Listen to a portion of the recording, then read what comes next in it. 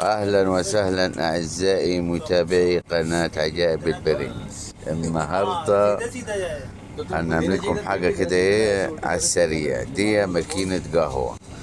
أول حاجة أنا جايب الجلاس بتاعي ده، كوباية. هنحط الكوباية هنا، أدا هي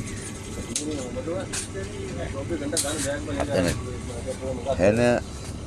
طبعا لو أنت بتحبها إيه، سكر زيادة، سكر وسط، دي على الريحي، دي بدون سكر خالص. طبعا انا ايه هخليها ايه وسط. هنا احنا داخل الكويت. ايه اللي معاني؟ دي 100 فلس. هنحط ال 100 فلس هنا بس، وهننتظر هنا. هذا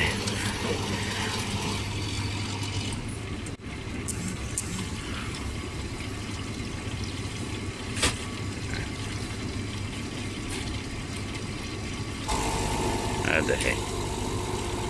طبعا بتغلي القهوة ده هي، لو بصيتوا كده ايه لسه ما صبتش شيء.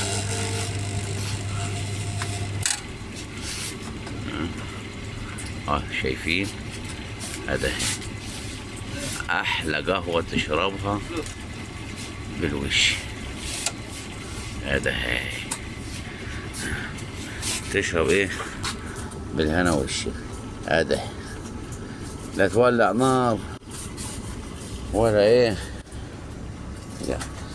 يا ريت اللي تعجبوا الفكري ما ينساش بالاشتراك في القناة والضغط على زر الجرس ليصلك كل ما هو جديد. والى اللقاء في الفيديوهات القادمة. احلى كوباية قهوة. شكرا ومع السلامة.